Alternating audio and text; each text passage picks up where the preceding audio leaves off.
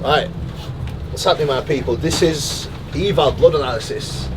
These are the people that I've been using for my blood work since the show, pretty much every 6 to 8 weeks. So I've had my last full blood panel 6 weeks ago, was it? Slightly less, actually, 4 I think. Yeah, like 4 weeks ago, yeah. So I'm not going to do a full blood count today. I'm just going to check my estrogen, see where that's sitting, because then that way I can actually modulate my stack and get better accuracy of where I need to be at this point, especially with sitting 9 weeks out. It does help quite a lot. So this is definitely a service that I feel like is very undervalued. You know, people are happy spending all this money on supplements and everything else, but I think this should be the top priority when it comes to obviously your budget in bodybuilding. As again, health should always be a priority, and this is something that I've definitely invested in a lot, and it's definitely paid back this year. Just making sure that, you know, I don't let things get too out of whack. Make sure that my kidneys, obviously my HDL's been a little bit off, but that's, you know, pretty standard. But after the show, I know I'll regain that pretty well. So it's definitely a service that I definitely recommend, and it's very reliable, as I have had a lot of other practices in past, and it's just been a ball ache. It's been a nightmare. So I'm not, you know, I wasn't a fan, to be honest. And obviously Dave got his thing going. It's trustworthy and definitely something that, you know, I will continue using. Yeah, I mean, we've been running just over a year now. This was sort of born out of, I do a lot of harm reduction work now within steroid use. Obviously a lot of people know my history. I use shitloads of drugs to fuck myself up, and I'm not in any way like an ex-smoker that's dead against smoking or anything like that. I just think, you know what, let's use as safely as you can. You know, they're not safe, there are risks involved, so the more you know about those risks, the more you can manage those risks. Not only are you going to be healthier, but you're going to perform better as an athlete, and you're going to grow better. So Kuba's always supported us from day one. He's always been in his corner. So we offer blood testing. You know, we can match pretty much any of the other companies, there's no issue there. We do face-to-face though, we don't do postal. We have our mobile unit that will visit gyms on a book schedule. We have a clinic in Huddersfield. We've just opened a partner clinic in Glasgow. We're opening another clinic in Bradford and another clinic in London, which will be a partner clinic as well in London. And the thing is, when we look at the work in the view of it being a user. So you know, you don't get the standard medical practice of, oh well, look, you know, you need to stop this. It's like, look, this is what's happening, this is the side effect of these drugs.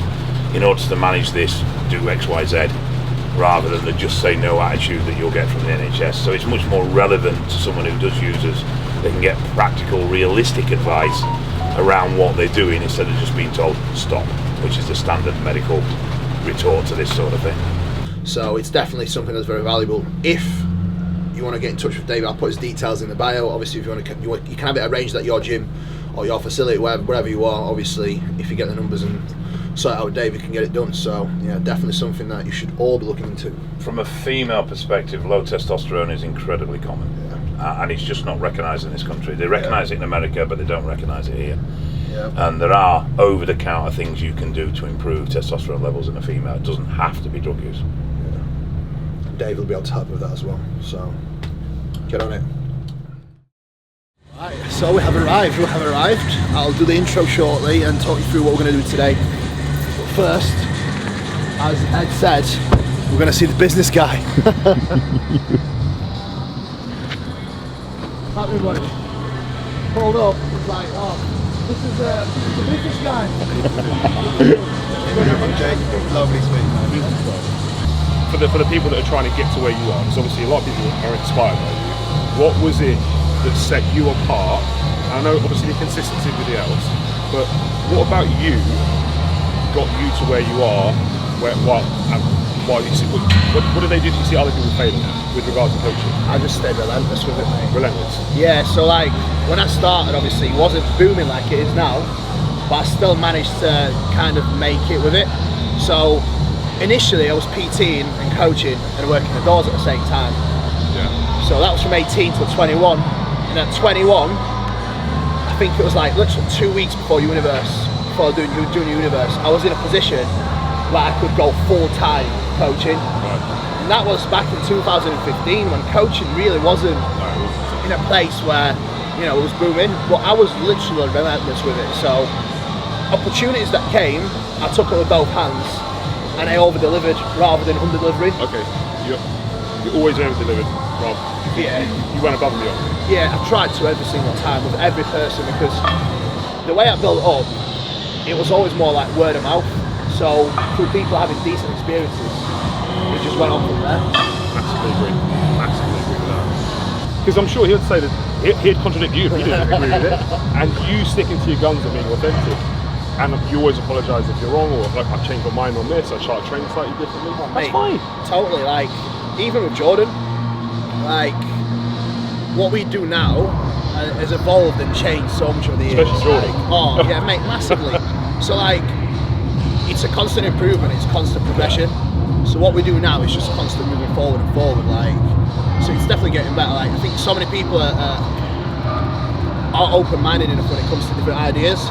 And I think this is where a lot of people fail, like, especially bodybuilding and business, really.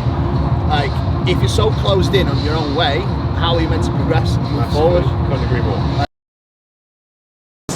Right, let's go. We'll take it through it while I do mobility. I'll start mobility before then. I'll meet you there when you're ready, yeah? I'll meet you both there when you're ready, yeah? Right, I'm talking, don't worry, I'm talking. See who's in gym, see my people, see my people.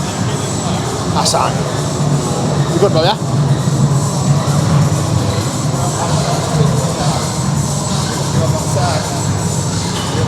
Good, yeah? You're gonna get massive.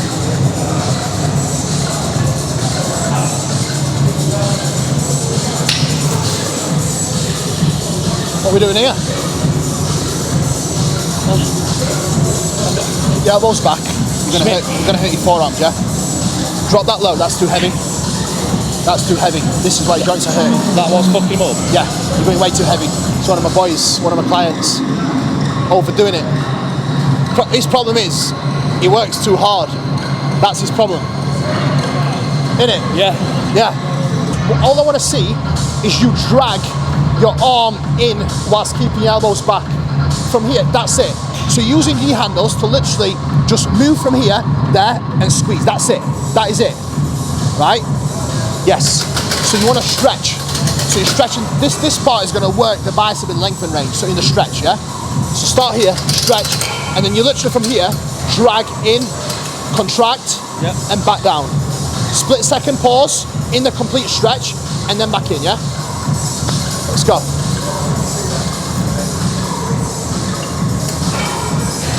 Take a step forward, take a step forward. There we go. Keep these pinned back. Let it go straight. Straighten it up, straighten up, straighten up, straighten up, straighten up. Right, start from that position once it's completely straight. Yep. Completely straighten back, keep them pinned back, and now drag it in, drag it in. Yes, and back. Completely straight, and drag. Oh yes. That's it. Keep that locked in. Beautiful. Woo. How was that? PayPal link below, lads. Go on, boy. Yeah. The brownest man on earth. You good? Yes. Don't forget to see me before you go. Yeah, we'll do that. Looking fresh. Shredded. Get your kit off, get your kit off, get your kit off, get your kit off. Oh yes. Proper. Oh yeah. Get your ab and thigh. Oh yeah. Can I get there? Sick, I'm back. That's what you call old man grain. Look at that. Yep. Wicked. Hit your back lat spin again and dig your fist into here. Yeah, and open up with your back, not your elbows. Right, and now tilt back and drop your shoulders down. Yeah. Way better. You should feel tension across here. Yeah. Way more. Mate, your back looks totally different. That's what we want. Intro. We're not doing the intro. We'll do the intro. Let's do the intro now. Let's do the intro. But listen, do not edit anything. We're going with the raw footage today, so fuck it. Right. Today is our deload session. So I'm not really going to focus too much on showing what I'm training because you've already seen this session. However, Today is a reduction of volume at 40%, which is one of the methods that I use for my deloads, which I'm going to take you through. So basically every movement that I've got programmed in, I will only be doing one working set per exercise, apart from my rear delts, which will actually take 2 sets. So it will be a reduction of 40% in volume, so total of 60% workload. I have also been running 4 back-to-back consecutive high days with my diet, with an increase of 180 grams of carbs, which is around 700 calories. And I've not actually gained a pound, I just look leaner and tighter. So I'll show you a little bit in between so you can see how I'm looking. But that's my method, what I'm doing right now. What I'll also share is what I actually do with my clients and the approach I've took with Nathan, which is a lot harder than what I've actually done. But I'll show you different methods as to what I do with diet breaks, why I do them, and give you a bit of background of the difference between diet breaks and high days with my approach. So that will be very helpful, which I do have to give props to AJ Morris. Normally for myself, I take the approach of running just 2 but extremely high days because it's worked well for me in the past. This time round, I've took the approach of doing what I pretty much do with my clients, and it's definitely worked very well. You know, I do respect AJ a lot, so I'll always kind of take his feedback on, because for me, AJ is one of the best coaches in the industry as well. So big up my man AJ Morris, my G. Do you know what the hardest part about the deload is? When you get to your last 2 sessions and you really feel yourself revving the fuck up, like I am today. Like, I'm fucking ready. But I need to complete my deload, because once I complete this, I'm gonna have a run of 4 weeks where I'm gonna progress and get fat free at the same time. Because of how I feel right now, it's gonna be fucking good. I'm 8 weeks out, leaner than I was at my qualifier last year, 11 pounds heavier. Now, people preach about making progress. People preach about doing this and that. I don't fucking preach. I fucking do it and then I preach. Because I've got my shit to actually follow up with and back my shit up. Not just talk about it, I fucking do it. As you'll see this year with the difference in my physique and the ability to be healthier all around, as you can see, you know, handsome. And still progress in and out of the gym a lot.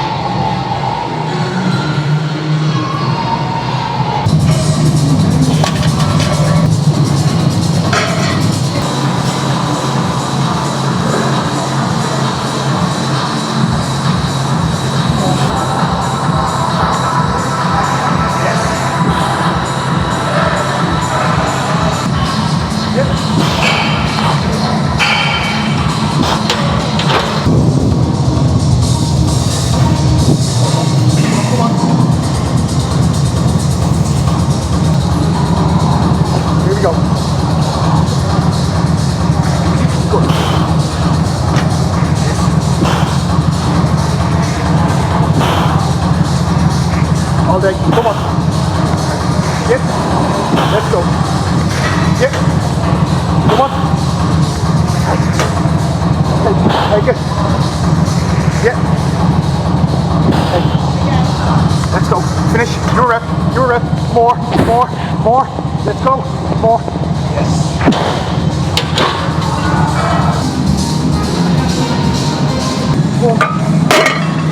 Just so the seat is like straight in it. When you only put it all the way down, it dips the seat up, puts you out of line, I think. Do you find that? Yeah. Oh, yeah.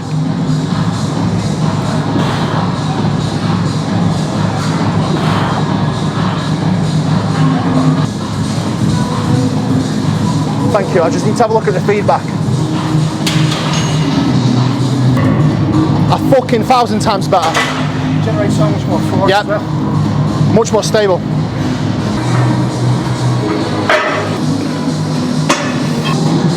Easy. Ooh. Come on.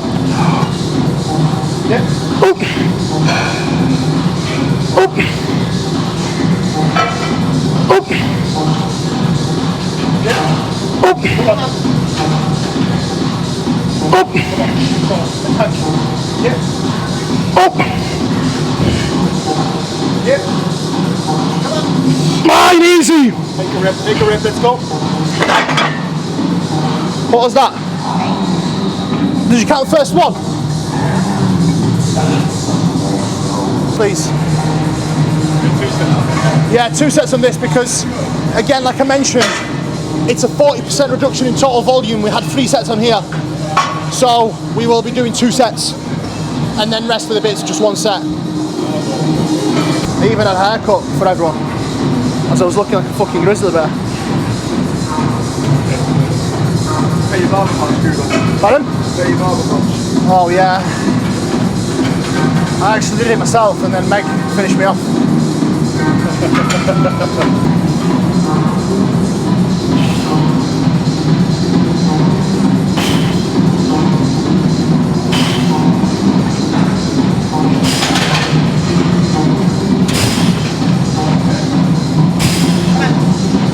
Yes. Come on. Yep. Let's go. Leave it. Let's go.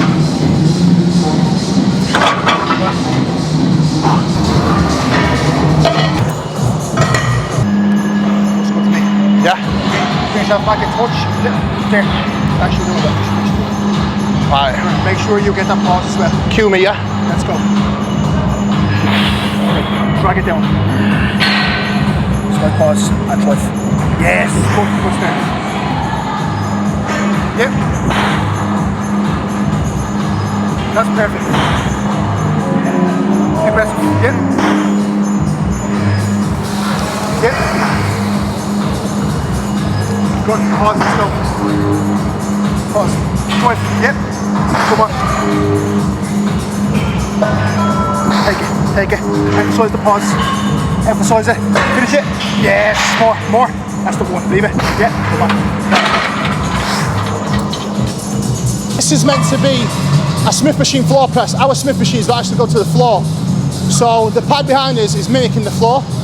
I'd rather use that than the stoppers. Feels much more natural. And for me, just gets a bit more depth, a bit more range of motion. As we all know, I love a bit of range of motion. So Meg's actually vlogging, so, you know, I'm the cameraman. I'm getting filmed whilst I'm filming. How fucking ironic.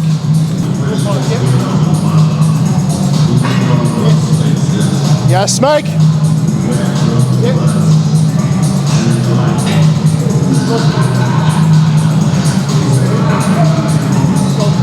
Yes, Meg.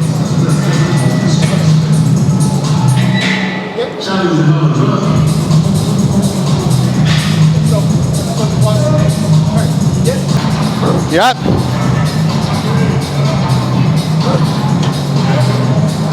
Yes, Mark. Drive. Drive. Yep. Yep. Oh yeah. All day. Beautiful. Deload methods first. So, deload methods, I definitely think that approach has to differ here when it comes to deloading and obviously dropping fatigue and fatigue management in general on an individual basis, and that will definitely vary between training age and the way someone is from a personality perspective as well. Training age is definitely the biggest one. For someone to be able to devolume effectively the way I do, I believe that you have to be of a certain training age to be able to hold yourself back and not use up as much of the internal energy that you do possess and have. Basically, in short and in simple terms, you have to be able to go in the gym and truly focus on what you're doing and hold yourself back throughout the whole course of the session, not allowing any motions to get to you and not using any emotions are driving force, not using much aggressions, remaining calm, which can be quite hard and frustrating for many people, including myself back in the day. This is why it's pretty much took me 10 years of training to be able to do what I do now and do it as accurately as I do now. And I'm still nowhere near of where I actually want to be. But more on the deloads with what I do with myself and clients. Again, this varies a lot. With some of my clients, I don't actually do devolumes. I actually make them rest totally, because that is what they respond to better through experience, through working with them. Obviously, the people that I've got on my roster, I've been working for quite some time, you know, pretty much most of them working with, you know, over 12 months to 2 years. A lot of them, there's a couple of fresh guys, yes, but, you know, majority of people I've worked with long term. And with them, I know exactly what they need, because we've tried different approaches throughout their off season. So naturally, we're gathering that data and we know exactly what's going to work better in prep. So you wouldn't really use a deload method with someone that you know that's going to work in off season during prep, because you will get the same outcome. So you have to be smart and use the right approach for the right individual. So with a lot of clients, I actually favour just actually making them rest, reassessing every day based on how they feel, how the sleep is, resting heart rate, sometimes heart rate variability, but that's not really the main one I go off. Mainly I go off sleep quality, resting heart rate, and generally how they feel, the well-being and desire to train, which is a massive one, which I will actually show you what I actually use on my checking sheets as some of the checking sheets that I actually use on daily trackers, which these I'm not actually in current use just yet, but they will be in current use for my clients pretty much when you watch this video. So on a daily basis, my clients will track the sleep quality and quantity, sleep time, wake time, steps, cardio, resistance training, what session it was, time of the training session, desire to train, energy in the gym, mood in the gym, energy out of the gym, mood out of the gym, stress levels, hunger, adherence, and then we've got more guys. They will be tracking resting heart rate, HRV reading if they do have it, HRV readiness if they've got an ordering, blood pressure, blood glucose, all these little variables that we have there. More importantly, the resting heart rate, blood glucose, HRV in some cases, and energy in and out of the gym and desire to train. These are the main things that we need to look at when someone actually needs to take a deload, along with tracking their performance. So on my actual checking sheet, all my clients actually do have a logbook that they use, so I can actually track and look at the training in detail, which that's obviously part of the checking sheet here, which you can actually see, guys. Like, that will be my obviously client's checking sheet. I'm not going to show you the whole shebang, as there's actually client dashboard, daily tracker, checking sheet, bodyweight tracker, resistance training, which is the training program, exercise list, which is my actual workout library of exercise tutorials, which we have got currently 71 exercise tutorials, and then obviously meal plan with the macros, etc., meal plan of the high days, and a food list. We actually have a food list here with all the calories breakdowns, so people know exactly what they are eating if we are making swaps and changes, which is very useful data for my clients. So that's just a little overview for you to see. So more obviously on fatigue management. Fatigue management is something that is so undervalued. It will literally dictate how successful your prep will be. Take myself, for example, because, I don't want to pull any other names into it. My clients, as there's so many amazing individuals that are doing fucking fantastic, by the way, especially a couple of the girls. Before my actual diet break, I think I had about 7 people who run their own diet breaks. And again, this varies. Some people are run diet breaks with, some people just run higher days more frequently, depending on the need and depending on the mental state and feel. So again, with the fatigue management side of things, that definitely comes into play with obviously managing the fatigue through volume, but fatigue management also plays a role with obviously needing extra food and sometimes refeeds as of when they are needed. So myself, like I mentioned, my approach has differed with this a little bit, as throughout this whole deload I actually increased my calories quite heavily, and that's something I've done with a couple of my clients prior to actually running this with me, and they have been incredibly successful with this. And again, other clients, they actually need higher days, as they actually prefer to get a lot more food over smaller short periods of time to give them mentally a break from diet. So you have to take into consideration when it comes to refeeds and managing fatigue, the mental state of your client as well. like through speaking to them, through the feedback they will give you, through your checking sheet, you will know what they need from a mental and physical standpoint. If someone is mentally still strong and they're not really craving that much and the hunger signaling isn't that bad, then for them, there might be a better option of running slightly higher calories over the longer period of time, which is not really going to make that much of an impact, and in some cases actually make the hunger worse, which in my case, I wasn't hungry, I started deload, and I actually started increasing my calories, and I'm absolutely ravenous, which is great.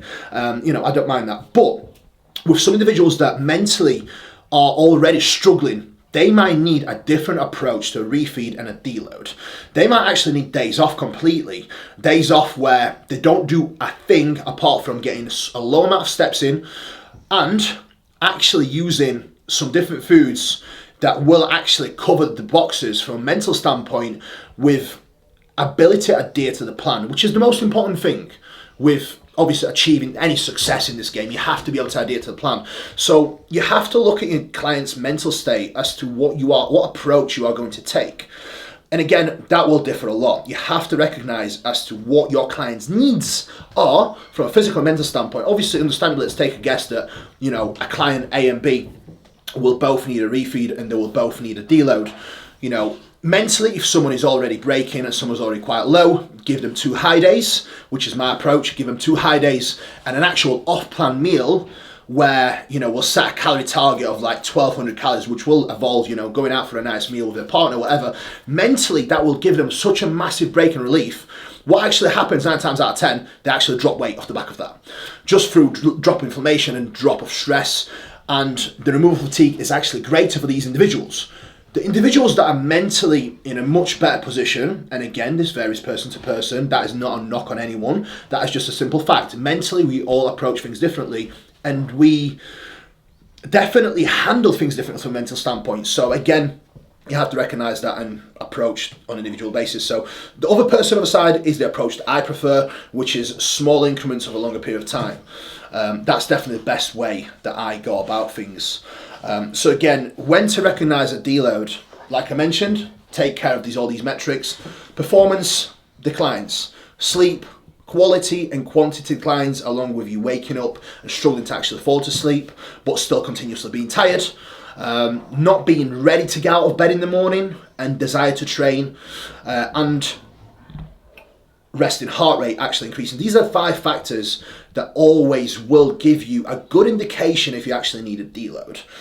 Another thing with obviously being fatigued, you may actually need some extra food in there. This is where a refeed is an ideal time to actually do it during a deload, as that will actually help further drop fatigue and allow for your body to actually fill up and get the energy back on top much quicker, much more efficiently. When do we need a refeed? It is simply based off 1, your rate of loss being a little bit too high, 2, performance taking a dip without all these other factors that will determine fatigue taking a hit, 3, visual aspect starts to decline and you actually start looking softer and worse and way flatter, along with a harsh energy dip. These are the things that could determine you needing a refeed. Myself, I actually pushed myself to a point where I needed both a refeed and a deload at the same time, and I feel like that has worked incredibly well in terms of timing, and that's something that I always aim to strive to get with clients. However, 9 times out of 10, we're not going to be that lucky to achieve that same goal together. However, in most cases, when deloading and taking a rest in prep, well, to be honest, in all cases, I do favour lowering actual expenditure and increasing calories based on the amount on an individual basis to actually remove fatigue. Whether it's a longer period of time or a shorter period of time, a deload will always be accompanied by either bringing calories into small surplus or maintenance at least, to be able to be efficient and successful with doing so. Just resting is never going to be enough, in my opinion. Not all, not in majority of cases, it just really won't. So that's my view on things, and hopefully sharing this will help you quite a great deal with your approaches and what you are all currently doing. Like I always said, I'm always here to help, and I'm always here to give back and share to you with what I can. I don't preach to be the best person in the world, but I really do love this game and devoted my whole life towards this, so I'm always continuously learning, getting better. And on that note, I'm on my lecture number 1, 2, 3, 4, 5, 6. 1, 2, 3, 4, 5, 6 with John Jewett's University, which is absolutely fantastic. So definitely get on that, guys, as it's something that is definitely valuable to me. You know, a lot of these things we already knew, but it's nice to get a refresher. And I definitely think that a lot of these things will be new, brought to the table with a logical approach, with a mixture of a lot of science backed by actual studies that John has done himself. So it's not just science out of a book, it's not just science out of a study on untrained individuals, it's more science that, you know, science and research John has done himself, which is the most important one for me.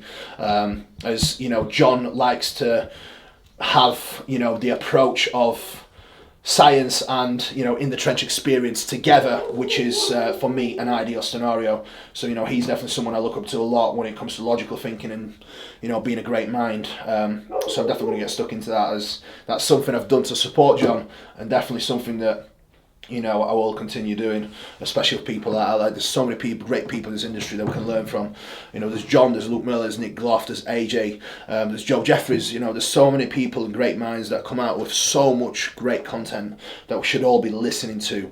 And even if you don't agree with it, you know, there still might be something that you can take away from it that's good. You know, I don't agree with everybody, but, you know, if there's bits I can take away from people and learn from, I always will. I always take that opportunity over both open hands. That's just the way I've always been, as I don't allow my ego to get in the way of the approach of bodybuilding, because I believe that you have to be an open book if you truly want to excel in this sport. That is essential.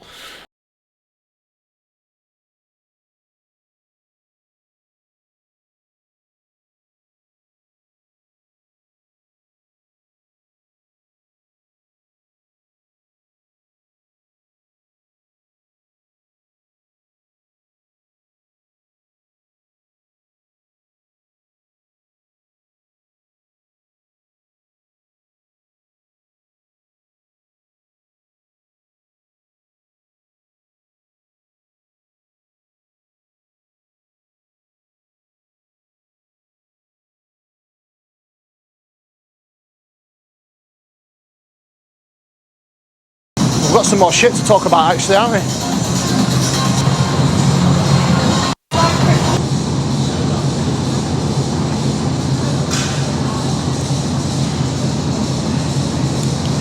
Bang 'em. Right. I think definitely it's one more thing that I definitely wanted to cover that we kind of smooched on. And that is being an open book and being open to new ideas and approaches. Obviously, I'm coaching myself now and I can't see letting anyone take the full reins of things. However, that doesn't mean I'm not going to consult with people. That doesn't mean I'm not going to, you know, get other opinions. That would be foolish of me, because that would only limit myself to, you know, being one-dimensional in what I do, which is something I've never ever done. I've always been an open book. This is why I take so many different approaches across my clientele, and I take so many different approaches with what I've done personally. So there is a lot of people that I have in my corner that I can converse with, I can consult with, and I can definitely exchange ideas with, and I'm definitely blessed to have those people around me. So biggest word of advice for any aspiring coach like myself, I still consider myself an aspiring coach because, you know, I'm not where I want to be yet, so I am still an aspiring coach. Be an open book and don't ever think you know everything, because you don't. There's always somebody that can bring something new to the table. There's always somebody that you can learn something from. It's irrelevant what level they're at. Like for me, the way I look at, for example, my clients, like each client is an opportunity to learn something new, because they are an individual that will bring something inevitably new to the table with what we need to do and how we need to adapt. And that's the same with different styles of coaching, different approaches, different knowledge, different methods, different studies. You have to interpret each and every single one and take what you can from it and apply it for yourself, for your own self-improvement and your own knowledge, to be able to move forward, think critically about what you're doing, assess everything you're doing, and see what you can do better, and see what you can learn and see where you can improve. That's always my mindset when it comes to bodybuilding and coaching and everything I do, to be honest. On that bombshell, I will leave you be, guys. Thank you very much for tuning in. Really do appreciate you all, and I will see you soon.